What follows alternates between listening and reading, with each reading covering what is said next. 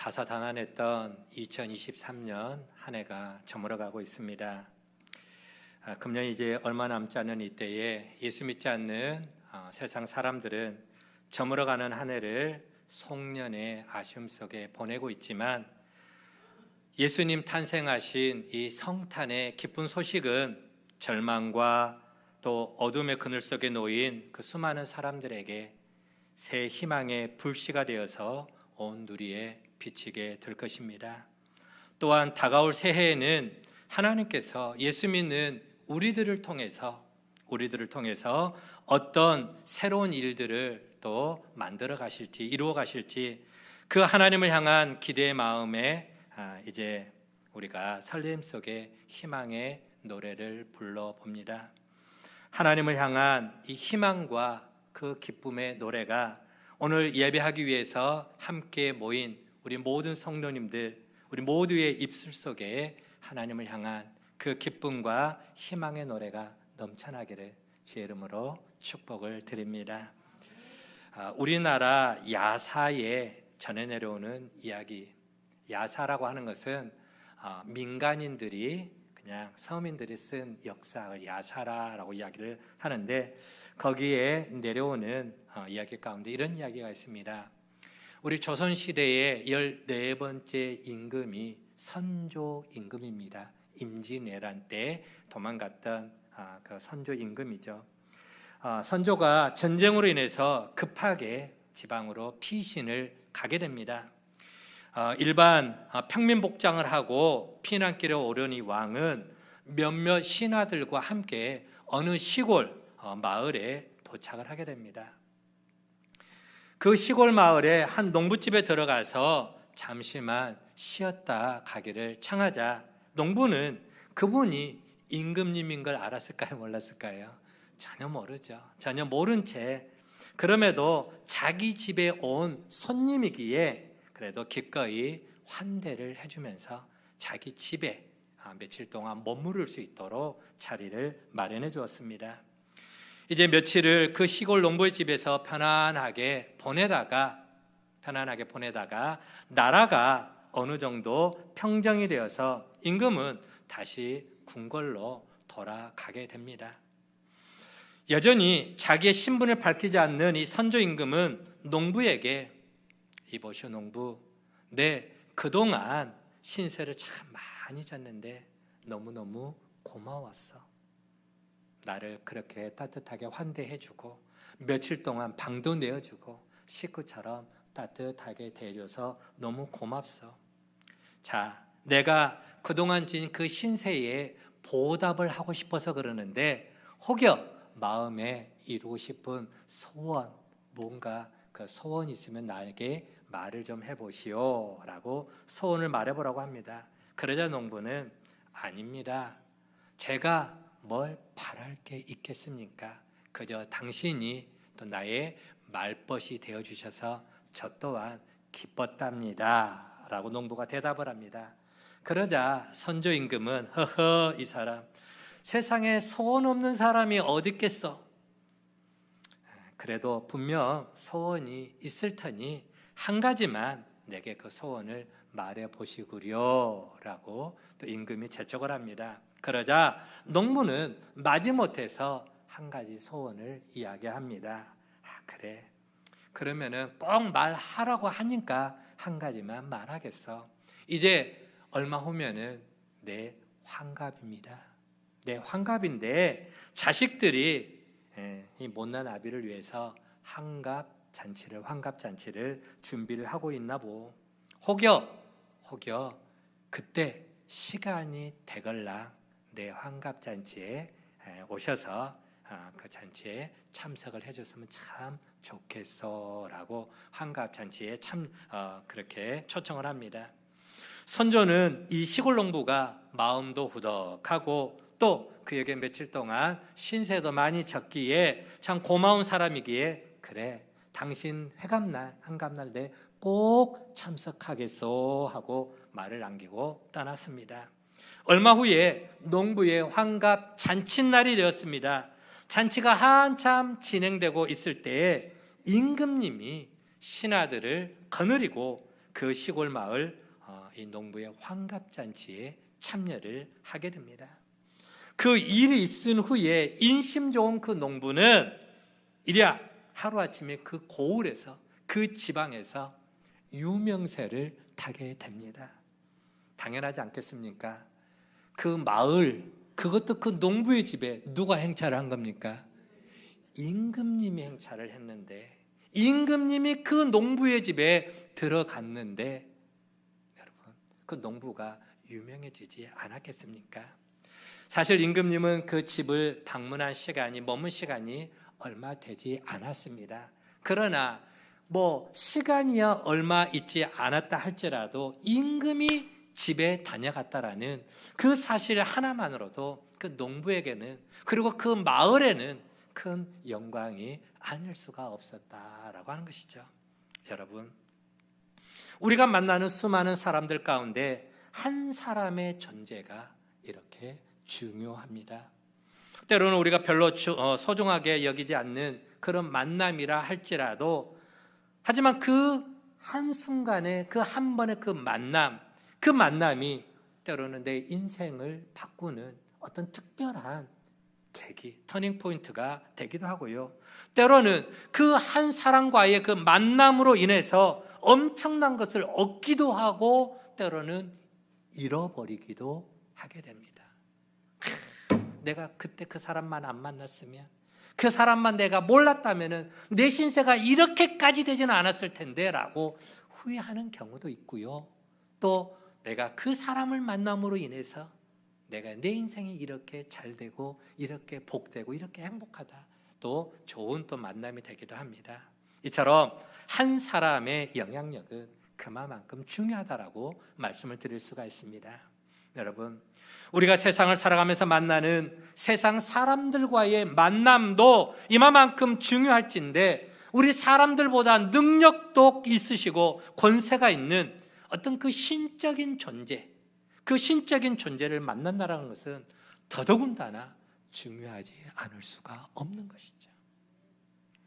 그래서 인류 역사에 아무리 지성이 발달하고 과학과 문명이 발달했다 할지라도 우리 인간들의 신을 향한, 신을 찾기 위한 노력은 지금도 여전히 계속되고 있다라고 하는 것입니다. 사도행전 17장에 보면은, 신약성경 사도행전 17장에 보면 이런 이야기가 나옵니다. 사도 바울이 2차 전도 여행을 하는 과정 속에 어디를 들리게 되냐면 아테네라고 하는 지역을 이제 방문을 하게 됩니다. 성경에는 아덴이라고 나옵니다. 아덴, 지금의 그리스 아테네, 올림픽의 발원지가 그리스 아테네잖아요. 아테네를 방문하게 됩니다. 바울이 아테네시를 둘러보다가 그 지역에 신을 섬기는 제단들이 참 많이 있다라고 그렇게 보고 느끼게 됩니다. 그런데 한 곳에 가니까 거기에 뭐라고 쓰여 있느냐, 알지 못하는 신에게라고 하는 비석이 거기에 세워져 있고, 거기에 제단, 신을 섬기는 제단이 있는 걸 보게 됩니다.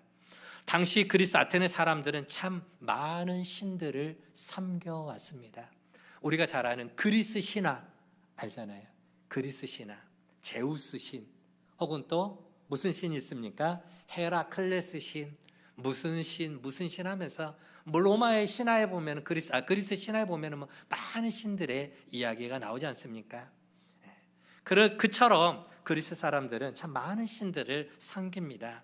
그런데 그렇게 종교심이 많은 그 그리스 사람들인데, 그들이 혹시라도 우리가 알지 못하는, 이름을 알지 못하는 신이 있는데 우리가 그 신에게 제사를 드리지 않음으로 인해서 그 신이 노여워하면서 우리에게 해코지를 하지는 않을까 걱정을 해서 이름도 알지 못하는 그 신에게까지 제단을 쌓아가지고 그렇게 제사를 드렸다라고 하는 것이죠.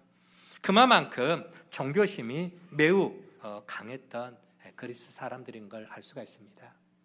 여러분, 우리나라 사람들은 어떨까요? 우리나라 사람들도요, 제주도 가면은 이 알지 못하는 신이 무서워서 이사도 날 잡아서 이사를 해야 됩니다. 그리고 결혼식도 날 잡아서 결혼합니다. 어떤 날? 선 없는 날. 제가 인터넷에서 찾아봤어요. 선 없는 날이 도대체 어떤 날이냐? 우리 삶을 해코지하고 방해하는 그런 귀신이 있는데 그 귀신이 없는 날이 있대요. 떠나가는 날이 있대요. 믿거나 말거나 어쨌든 그런 날, 그게 선 없는 날, 그 날을 점 잡아서 그렇게 해서 나를 잡아서 이사를 가기도 하고 결혼식을 하기도 하고 어떤 대사를 치르는 우리나라의 민간에 내려오는 아직도 그런 풍습이 지금도 우리나라에 있습니다. 여러분, 그래서 그 이름을 알지 못하지만 혹시라도 그 이름을 알지 못하는 그 신에게 노여움을 사지 않을까 해서 그에게도 제사를 드렸다. 여러분, 그리스가 어떤 지역입니까? 그리스 아테네 하면은 도대체 어떤 곳입니까? 바로 그곳은 학문이 그때 당시 세계 최고의 지역이 바로 학문이 발달한 곳이 그리스 아테네입니다. 우리에게 익히 잘 알려진 세계적인 철학자들 있잖아요. 여러분이 알고 있는 철학자 누굽니까? 테스형 하는 사람 있잖아요. 테스형, 소크라테스, 플라톤, 그리고 아리스토텔레스 3대 그 유명한 철학자들 다 그리스 아테네 출신의 그러한 철학자들입니다. 테스야 노래 있더라고요. 철학자들과 지혜자들이 모여있는 그 학문이 발달한 곳 아테네입니다. 그럼에도 불구하고 그 아테네 지역에서 그렇게 신을 찾는 사람들이 많이 있더라는 거예요.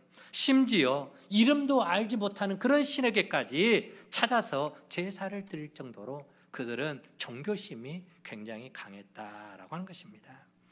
그렇게 사람들은 아무리 똑똑해 보여도 아무리 공부를 많이 했다 할지라도 지성인이라고 할지라도 그럼에도 불구하고 나름 신을 찾으려고 하는 노력이 항상 있는 걸 보게 됩니다.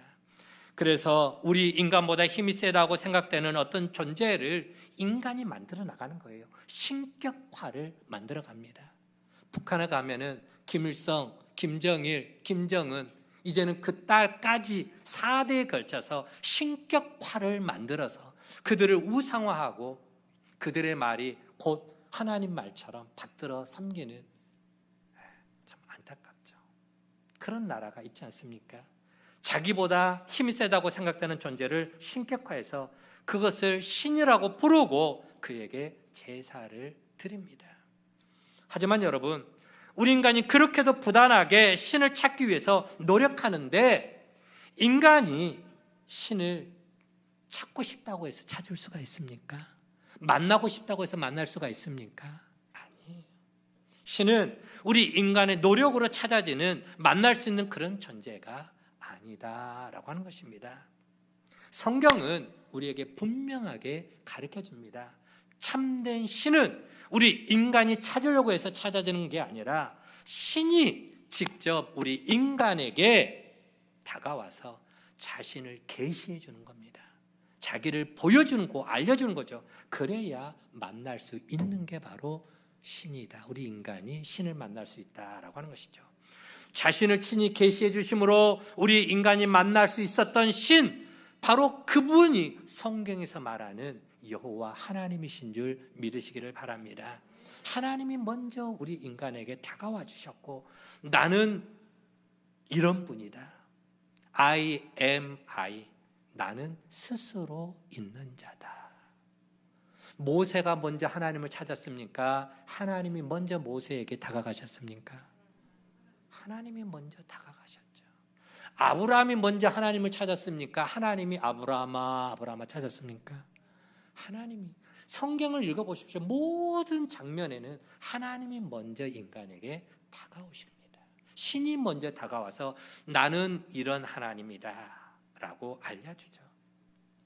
자신을 계시해서 알려줌으로 우리에게 하나님이 어떤 분인가 말씀해 주신 그 하나님이 바로 우리가 그렇게 고백하는 여호와 하나님. 그런데 그 하나님이 눈에 보이지 않는 영적인 존재로서 우리가 느끼지를 못하니까 그 하나님이 당신을 보여주시기 위해서 친히 인간의 몸을 입고 이 땅 가운데 오신 거예요. 이거를 일컬어서 우리는 뭐라고 이야기하느냐? 성육신이다. 거룩하신 하나님이 인간의 몸을 입고 우리 가운데 오셨다라고 해서 성육신이라 하셨고, 그렇게 성육신 하나님, 그분이 바로 우리의 구원자가 되시는 누굽니까? 예수 그리스도. 믿으시면 아멘 하시기 바랍니다. 예수님, 그분은 하나님인데 우리 인간의 몸을 입고 하나님은 이러한 분이야 라고 보여주시기 위해서 예수님이 이 땅에 인간의 육신을 입고 오셨다라고 하는 것이죠. 여러분, 하나님은 성경 곳곳에다가 우리 인류의 구원자 되신 하나님, 그 예수님에 대해서, 그분의 탄생에 대해서, 그분의 사역에 대해서, 그분의 생애와 죽음과 부활까지 모든 사항들을 구체적으로 미리 다 예언을 해놨습니다. 미리 다 알려주셨다라고 하는 것이죠. 예수님이 이 땅에 태어나시기도 전에 다 예언을 해놓았습니다. 오늘 우리가 읽은 이사야 7장 10절에서 14절까지의 말씀, 이사야는 언제 활동했던 선지자냐? 예수님으로부터 자그마치 700년 전에 활동했던 선지자, 우리가 잘 아는 히스기야 왕, 그 시대에 활동했던 선지자입니다. 그때에 이사야가 예수님의 탄생과 관련해서 하나님의 말씀을 미리 예언을 해 놓았습니다. 그리고 이 말씀은 예수님의 12 제자 가운데에 마태라고 하는 그 제자가 신약성경 1장 23절 말씀에 예수님의 탄생에 대해서 구체적으로 내용을 언급할 때 그 이사야가 700년 전에 예언했던 그 말씀을 그대로 가지고 와서 다시 한번 발표를 한 게 바로 예수 그리스도의 탄생에 대한 소식, 마태복음 1장 23절의 내용인 것이죠. 자, 특별히 이사야 선지자가 이 말씀을 예언한 것은 그때 당시 남쪽 유다 12번째 왕인 아하스 왕 시대에 주어진 말씀입니다. 이 말씀의 배경을 잠깐 살펴보면요, 주전 734년에 아람 나라의 왕 르신과 그리고 북이스라엘 왕, 그때 당시 북이스라엘과 남쪽 유다, 우리나라가 북한과 남한이 갈려 있는 것처럼 그때 당시에도 이스라엘도 북쪽 이스라엘과 남쪽 유다가 그렇게 나뉘어져 있었습니다.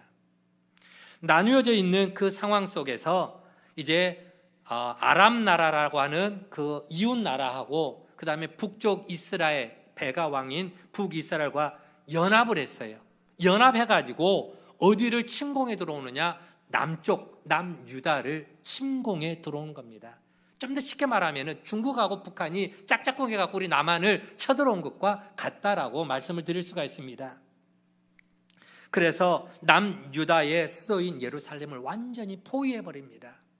그런데 어쩐 일인지 아람과 북이스라엘의 연합군이 예루살렘을 함락을 시키지를 못합니다. 완전히 나라를 빼앗지를 못한 거예요. 그리고 이제 함락을 시키지 못하고 후퇴를 하게 돼요. 돌아가게 됩니다. 이때 남쪽 유다는 아람과 북이스라엘의 연합군의 공격을 잘 막아내기는 했지만 전쟁의 후유증이 너무너무 컸습니다. 그때 당시에 그 연합군과 싸워서 몇 명이 죽었느냐? 군인들이 20만 명이 죽어나갔습니다. 적지 않은 많은 피해, 그리고 수많은 유다 사람들이 포로로도 붙잡혀 갔습니다. 자, 그런데 문제는 여기에서 끝난 게 아니에요. 여기서 끝나지 않고 전쟁에서 완벽하게 승리를 하지 못한 퇴각한 아람 나라가 또다시 북이스라엘과 동맹을 맺었다라고 하는 소문이 또 들려지게 됩니다. 동맹을 맺은 목적은 뭘까요? 뭐 하려고? 남유다를 또 침공하자 이거야. 지난번에 아쉬움이 남았어. 못 뺏었어. 예루살렘 성을 함락을 못해서. 그래서 아쉬움이 남기 때문에 한 번 더 침공하자. 이번에는 완벽하게 무너뜨리자라고 그렇게 동맹을 맺은 겁니다. 자, 남쪽 유다의 아하스 왕은 퇴각한 아람 나라 왕이 또다시 북이스라엘과 동맹을 맺었다라고 하는 소식을 접하고 두려움에 매우 떨게 되게 됩니다. 지난번 아람과 북이스라엘의 연합군이 침공에 들어왔을 때도 수많은 사람들이 죽어나가고 포로로 끌려나가고 성은 완전히 황폐될 정도로 초토화가 됐는데 그 피해가 어마어마한데 이번에 또다시 쳐들어온다면은 이번에는 도무지 막아낼, 이겨낼 힘이 없다라고 하는 것이죠. 자신이 없다라는 겁니다. 그래서 오늘 본문 바로 앞인 이사야 7장 2절 말씀에 보면은 아람과 북이스라엘 동맹을 맺었다는 소식을 접한 이 아하스 왕 그리고 이스라엘 백성들은 엄청 두려웠답니다. 얼마나 두려웠는지 성경은 이렇게 비유적으로 표현을 하고 있는데요. 같이 한번 읽어봅니다. 시작. 어떤 사람이 다윗의 집에 알려 이르되 아람이 에브라임과 동맹하였다 하였으므로 왕의 마음과 그 백성의 마음이 숲이 바람에 흔들림 같이 흔들렸더라. 아멘. 숲이 바람에 흔들림 같았더라 라고 하는 표현은 어떤 표현일까요?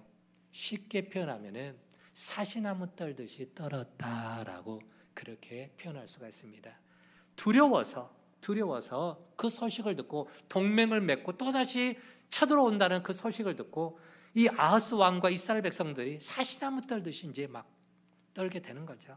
그러자 하나님께서 이사야 선지자를 아하스 왕에게 보냅니다. 보내서 그 두려워 떠는 마음을 위로를 해주시는 거예요.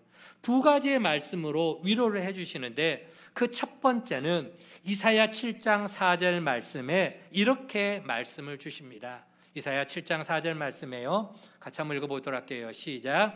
그에게 이르기를 너는 삼가며 조용하라. 르신과 아람과 르말라의 아들이 심히 노할지라도 이들은 연기나는 두 부직갱이 구루터기에 불과하니 두려워하지 말며 낙심하지 말라. 아멘. 여기 보니까 연기나는 부직갱이 구루터기, 다시 말하면은 이미 불에 다 타가지고 아무 짝에도 쓸모없는 껍데기에 불과하니까 두려워하지 말라라고 하는, 걱정하지 말라라고 하는 하나님의 메시지죠. 너희들이 무서워하는 저 아람과 북이스라엘 동맹군이 아무리 강한 것처럼 보인다 할지라도 저것들은 아무것도 아니야. 종이 호랑이에 불과하다라고 하는 것이죠.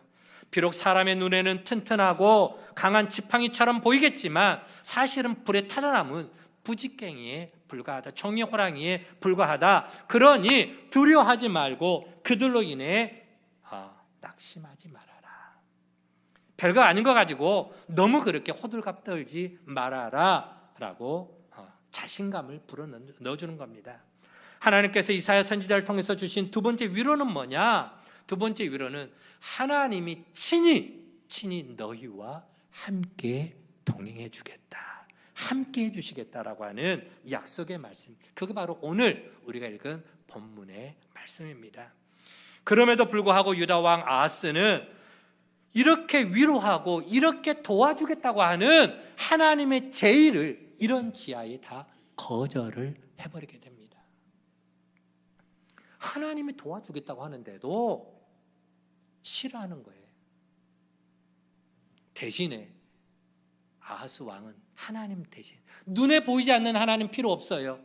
대신에 눈에 보이는 굉장히 강한 군대를 갖고 있는 아수르라고 하는 나라를 의지를 하게 됩니다.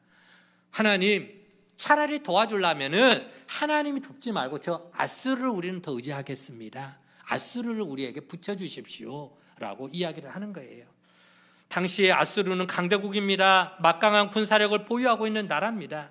그래서 아하스 왕은 그 아수르 왕에게 얼마를 주든지 간에 그 요구를 들어주고 그 아수르 군대를 우리나라에 데려오겠다 생각을 했던 것이죠. 그때 하나님께서 이사야 선지자를 통해서 아수르에게 도움을 청할 필요가 없다, 내가 너희들을 도울 것이다 라고 다시 한번 말씀합니다. 그래서 이사야 선지자가 아하스 왕을 찾아가서 이렇게 말합니다. 오늘 본문 7장 11절 말씀인데요. 너는 네 하나님 여호와께 한 징조를 구하되 깊은 데서든지 높은 데서든지 구하라.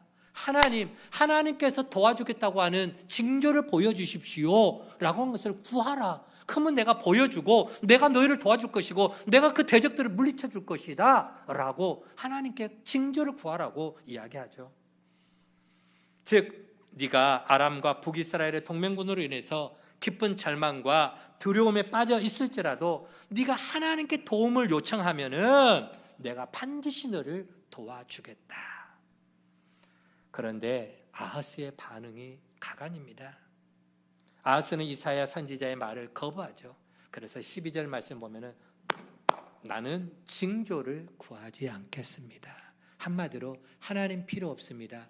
내 멋대로 가겠습니다. 내 생각대로 가겠습니다. 내 계획대로 가겠습니다. 내 문제는 내가 알아서 할 테니까 하나님 스톱. 예, 됐습니다. 그만하십시오. 눈에 보이지 않는 하나님보다 당시 최고의 강대국이었던 아수르를 더 의지하겠다고 하는 그러한 마음이었던 것이죠. 사실 유다 왕 아하스가 아람과 북이스라엘 그 연합군의 공격을 받게 된 계기가 뭐냐? 유다가 그 연합군의 공격을 받게 된 계기는 하나님이 그 남쪽 유다가 우상을 섬기면서 하나님 앞에 죄를 범하고 있기 때문에 하나님께서 회초리를 든 거예요. 이 녀석들 이래도 네가 끝까지 말씀 앞에 불순종하고 우상을 섬기고 그렇게 죄악 가운데 머물러 있을래? 빨리 회개하고 돌아오라고 하나님께서 회초리를 든 것이 바로 그 연합군을 통해서 그들을 공격하신 것. 그걸 모른 거야. 그 하나님의 계획과 하나님의 마음과 하나님의 뜻을 모르는 거예요. 눈에 보이지 않는 하나님.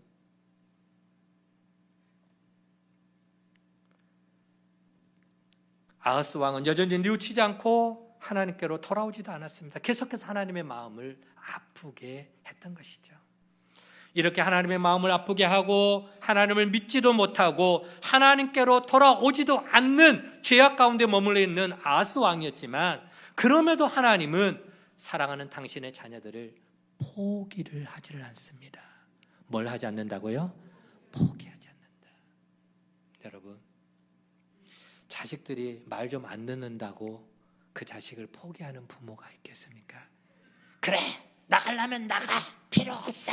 화딱지가 나서 한번 소리는 지를 수 있어도 그래도 부모의 마음은 그 자식의 아픈 손가락이죠. 아픈 손가락. 그래도 부모의 마음은 그렇다는 거예요. 우리 하나님의 마음이 그렇다라고 하는 것입니다. 하나님은 당신의 자녀들을 포기하지 않으시고 외면하지 않으시고 그들에게 한 징조를 보여주실 것인데 그 징조가 뭐냐? 바로 임마누엘이다. 임마누엘이다라고 하는 것이죠.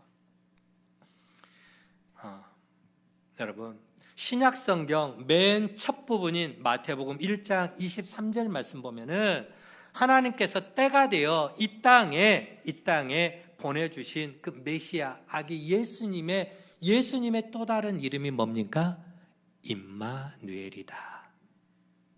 예수님의 이름의 뜻은 뭡니까? 우리 아동부 애들에게도 오늘 아침에 가르쳐줬는데 자기 백성을 그들의 죄에서 구원할 자, 죄 문제를 해결해 주시기 위해서 하나님이 인간의 몸을 입고 이 땅에 오신, 그래서 하나님이 너희와 함께 한다라고 하는 그 뜻이 바로 임마누엘이다라고 하는 겁니다. 임마누엘. 어떤 상황 속에서도 내가 너희를 포기하지 않겠다, 너희를 버리지 않겠다, 반드시 내가 너희와 함께 하겠다고 하는 그 의미가 바로 임마누엘입니다. 자, 그러면은 왜 마태는 마태복음 그 복음서를 기록하면서 태어나실 그 아기 예수님의 또 다른 이름으로 임마누엘이라고 하는 오늘 이사야 7장 14절의 말씀을 왜 인용을 했는가라고 하는 거예요. 왜 예수님이 임마누엘 되신 것을 강조하는가? 이유가 있습니다. 첫 번째 이유는 우리에게 그럼에도 불구하고 하나님의 절대적인 사랑이 어떠한 사랑인가를 보여주기 위함이다 라고 하는 것입니다. 하나님의 어떤 사랑이요? 절대적인 사랑. 그 사랑을 보여주기 위함이다. 말씀드린 것처럼 하나님께서 이사야 선지자를 통해서 임마누엘의 징조를 보여주신 것, 그건 하나님의 절대적인 사랑의 징표입니다. 아하스 왕은 주변 나라의 침략의 그 위협으로부터 두려움에 떨었죠. 그러면서도 그는 하나님을 신뢰하지 않습니다. 도리어 하나님보다 아수르를 더 의지하고 아수르로부터 도움을 받으려고 했습니다. 하나님을 신뢰하고 하나님께 징조를 구하라고 권면하는데도 하나님을 신뢰하지 못한 것이죠. 하나님의 뜻을 거스렸습니다. 하나님의 사랑의 손길을 거부했습니다. 우리가 잘 아는 히스기야 왕은 그때 당시 아수르가 18만 5천 명의 군대를 이끌고 예루살렘을 완전히 포위했을 때 아하스 왕은 하나님을 절대 의지합니다. 절대 의지했을 때에 이스라엘의 군대 한 사람도 나가서 싸우지 않고 하나님의 군대를 통해서 그 18만 5천 명을 하루아침에 다 진멸시켜버리잖아요. 이런 하나님의 능력이 있음에도 불구하고 그 하나님을 알았다면, 그 하나님을 믿었다면 아하스 왕이 그 하나님을 절대 신뢰하면서 그 능력을 경험했을 텐데, 그럼에도 그는 그 고집을, 그 이기적인 모습을 내려놓지를 못하는 것이죠. 하나님을 신뢰하고 하나님의 징조를 구하라고 권하는데도 신뢰하지 않습니다. 하나님의 뜻을 거스릅니다. 보이지 않는 그 하나님의 사랑의 손길을 거부합니다. 자, 이 정도 됐으면은 적어도 우리 같으면은 때려쳐라, 다 됐다, 알아서 해라 라고 하면서 죽든지 살든지 그냥 포기할 만한데, 그런데 하나님은 유다를 버리지 않습니다. 그들을 사랑하시되 끝까지 사랑해 주시는 하나님, 그들을 도와주시죠. 여러분, 이게 바로 하나님의 사랑임을 믿으시기를 바랍니다. 여러분, 우리들은 어떻습니까? 때로 우리도 눈에 보이지 않는 하나님, 그 하나님의 말씀을 믿지 못하고 그 약속을 붙잡지 못하고 눈에 보이지 않는다고, 손에 잡히지 않는다고 하나님보다 눈에 당장 보여지는 화려한 세상적인 것들, 세상의 어떤 유혹들, 물질들, 세상의 어떤 그런 것들에 우리의 마음을 더 빼앗기고 그런 것들을 하나님보다 더 많이 의지하고 있지는 않는지, 오늘 본문에 나오는 아하스 왕의 모습이 오늘 이 시대에 우리들의 모습은 아닌가? 우리 모습을 한번 돌아봤으면 좋겠습니다. 하나님께서 도와주겠다고, 하나님이 내가 너를 사랑한다라고 그 사랑의 손을 내미심에도 불구하고, 그 약속의 말씀을 주심에도 불구하고 하나님, 눈에 보이지 않는 하나님 필요 없습니다. 눈에 보이지 않는 그 하나님의 사랑의 손길 난 필요 없습니다. 나는 내 생각대로, 내 고집대로, 내 계획대로 가겠습니다라고 하는 오늘 본문에 나오는 이 아하스 왕의 그 어리석은 모습이 오늘 우리들의 모습은 아닌가? 이처럼 하나님을 온전히 신뢰하지 못하는 우리의 모습인데도 하나님은 우리를 끝까지 사랑해 주신 줄 믿으시길 바랍니다. 그리고 그 하나님의 사랑을 우리 인간 세상에 오셔서 친히 보여주신 분, 그분이 바로 예수님입니다. 예수님은 평생토록 이와 같은 사랑에 이끌려 사셨습니다. 마지막 그 죽는 순간까지도 사랑을 베풀어 주십니다. 요한복음 13장 1절 말씀 이렇게 기록하고 있습니다. 같이 한번 읽어봅니다. 시작. 유월절 전에 예수께서 자기가 세상을 떠나 아버지께로 돌아가실 때가 이른 줄 아시고 세상에 있는 자기 사람들을 사랑하시되 끝까지 사랑하시느니라. 이제 곧 자기가 죽을 날이 가까워왔어요. 임박했어요. 십자가에 죽게 되죠. 그리고 세상을 떠나갈 날이 가까워 왔지만 그럼에도 불구하고 예수님의 마음은 누구에게 있느냐? 자기 사랑하는 자들, 그들에게 당신의 마음이 있었다. 여기서 말하고 있는 자기 사람들 좁게는 누구를 이야기하느냐? 바로 제자들을 말하고 있습니다. 여러분, 예수님의 제자들은 어떤 인간들이었습니까? 어떤 존재들이었습니까? 그 제자들은 예수님을 버리고 도망을 쳤던 제자들입니다. 어떤 제자는 은 30에 돈하고 예수님하고 바꿔치기 해버리는 그러한 배은망덕한 제자가 있었고, 지난주에 우리가 살펴봤던 베드로 또한 3번이나 예수님을 부인하고 심지어 입에 담지 못할 저주의 말까지 쏟아부으면서 예수님을 거부했던 그런 사람. 그럼에도 불구하고 예수님은 그들을 포기하지 않으셨습니다. 그들을 사랑하시되 끝까지 사랑하시고 그들의 부끄럽고 냄새나는 발을 예수님은 씻어 주셨습니다. 요한복음 마지막 장에 가면은 그 제자들 예수님 곁을 다 떠나버리고 자기 옛 직업으로 옛 사는 그런 모습으로 고향으로 떠나버렸던 그 제자들을 다시 찾아가서 배고파하는 그 제자들을 위해서 떡을 굽고 고기를 구워서 그들의 배고픔을 채워주고 그러면서 베드로를 앉혀놓고 요한의 아들 시몬아 네가 나를 사랑하느냐 물으시고 또 물으시고 또 물으시면서 관계를 회복시키시고 다시금 제자의 길, 사명의 길을 걸어가도록 회복시켜 주시는 주님의 마음을, 주님의 모습을 우리는 알 수가 있습니다. 그렇게 어떤 순간에도 어떤 상황에도 사랑을 베푸시기를 멈추지 않은 그 예수님, 바로 그 예수님의 사랑의 결정체가 뭐냐? 바로 그 사랑의 결정체가 십자가인 것을 믿으시기를 바랍니다. 로마서 5장에 말씀하신 대로 우리가 아직 연약할 때에, 우리가 아직 죄인 되었을 때에, 우리가 아직 하나님과 원수가 되었을 때에 하나님은 당신의 독생자 예수 그리스도를 십자가에 못 박아 죽게 하심으로 우리를 향한 하나님 당신의 사랑을 확증해서 보여주셨다. 내가 얼마만큼 너희를 사랑하는가, 얼마만큼 너희를 향한 내 마음이 불타고 있는가, 그 절대적인 하나님의 사랑을 보여주신 사건이 바로 십자가 사건이다. 여러분, 십자가만큼 우리를 향한 하나님의 사랑에 대한 분명한 징표는 없는 줄 믿으시길 바랍니다. 그런 우리를 향한 하나님의 사랑을 구체적으로 보여주시고 실천해 주신 분, 그분이 바로 예수님이고, 마태는 복음서를 처음 기록하면서 바로 그 태어나실 아기 예수님, 그가 바로 임마누엘, 하나님이 바로 우리와 함께 하신 그 모습, 그게 바로 예수 임마누엘이시다라고 그렇게 표현을 했던 것이죠. 또한 예수님이 임마누엘 대신 또 하나의 이유가 있습니다. 어떤 이유가 있느냐? 바로 그 하나님의 사랑은 2000년 전 예수님을 그 제자들 그리고 그 이스라엘 백성들에게만 사랑을 보여준 게 아니라 그 사랑은 지금도 여전히 그리고 앞으로도 영원히 우리와 함께 하실 것임을 알려주시기 위해서 임마누엘이다라고 표현을 했던 것입니다. 여러분, 예수님은 2000년 전에 죽으셨죠. 그리고 부활하시고 하늘로 승천하셨습니다. 그런데 당신이 친히 약속해서 보내주시겠다고 하신 분이 있어요. 그분이 누굽니까? 보혜사 성령님입니다. 그 보혜사 성령님은 지금 이 자리에 우리 가운데 우리의 마음자리에 우리와 함께하고 계심을 믿으시기를 바랍니다. 오늘 또 영으로 우리 곁에 계시면서 우리를 도와주시고 우리를 향한 하나님의 사랑을 우리 가슴으로 우리의 삶으로 느끼며 살아가도록 우리를 인도해 주시는 분, 그분이 바로 성령님이십니다.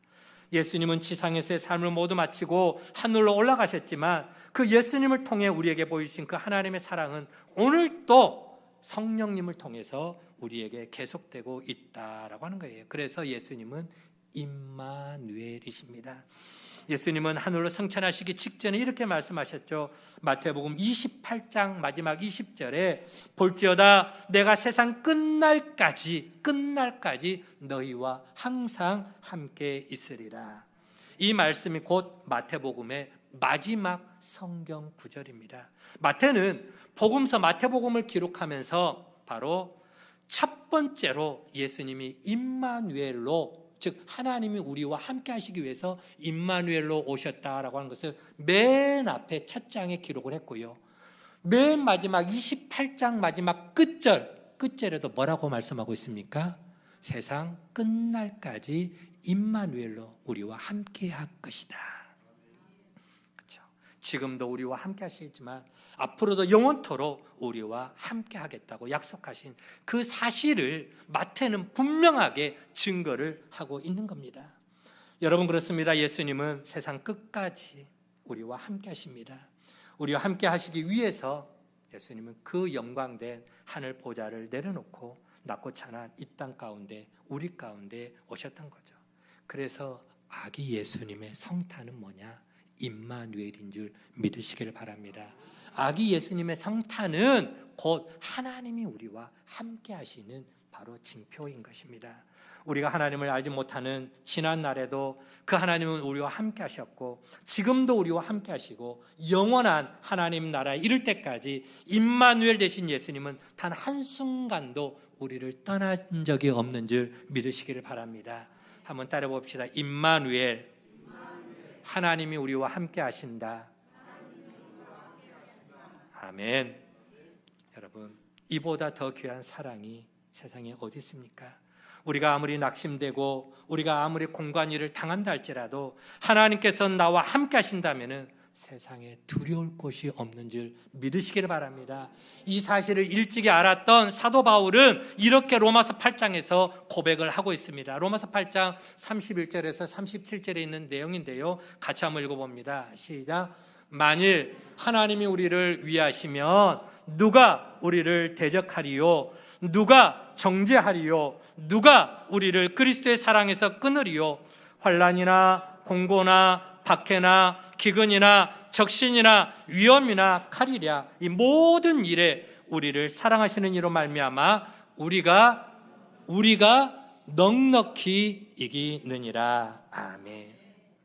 여러분, 유다왕 아하스는 임마누엘의 징조를 믿지 못했기 때문에 하나님이 그를 도와주고 하나님이 그들의 능력이 되어주고 하나님이 그들을 물리칠 것이라고 하는 그 하나님의 함께 하심을 믿지 못했기 때문에 아람의 동맹군으로 인해서 두려워 떨어야 했습니다. 그러나 오늘 하나님의 말씀을 받는 우리 모두는 아하스 왕과 같은 불신앙으로 살지 않기를 간절히 부탁을 드립니다. 임마누엘 되신 예수님은 오늘도 우리와 함께 하십니다. 그리고 앞으로도 영원히 우리 곁에서 우리를 도와주시고 우리의 편이 되어주시고 우리의 피난처가 되어주시고 우리 인생 가운데 선한 목자가 되어주셔서 언제나 임마누엘로 우리와 함께 하심을 믿으시기를 바랍니다. 임마누엘 되신 예수님, 그 주님의 손을 날마다 굳게 부여잡고 날마다 승리의 삶을 살아가는 우리 모든 믿음의 가족들 되어지기를 주의 이름으로 간절히 축원을 드립니다. 임마누엘, 하나님이 오늘 또 나와 함께 계신다. 그 하나님의 사랑이 어떠한 사랑인지 십자가를 통해서 하나님의 그 사랑의 마음을 확증하여 보여주셨고, 그 임마누엘 하나님, 우리와 함께 하시는 그 하나님이 2000년 전에 그 제자들에게만 함께한 것이 아니라 오늘도 우리와 우리의 삶 가운데 동행하여 주시고 또 우리가 영원한 하나님 나라에 이를 때 그때까지도 한순간도 우리의 곁을 떠나지 아니하시고 언제나 성령과 함께하여 우리의 삶을 선하고 복되게 인도하여 주실 것이다. 그 임마누엘의 하나님, 그 하나님, 그분이 오늘도 우리와 함께 하심을 믿고 고백하며 찬양합니다. 우리가 대림절기를 보내면서 그 임마누엘로 우리 가운데 오신 그 하나님의 사랑을 깊이 묵상하게 하여 주옵시고 감사하게 하여 주옵시고 찬양하게 하여 주옵시고 날마다 그 하나님과 믿음 안에서 에녹처럼 통행의 삶을 살아가는 믿음의 승리자의 삶을 살아가는 우리 모든 세종왕 가족들 되게 하여 주옵소서. 감사를 드렸고 예수님의 이름으로 기도하옵나이다. 아멘.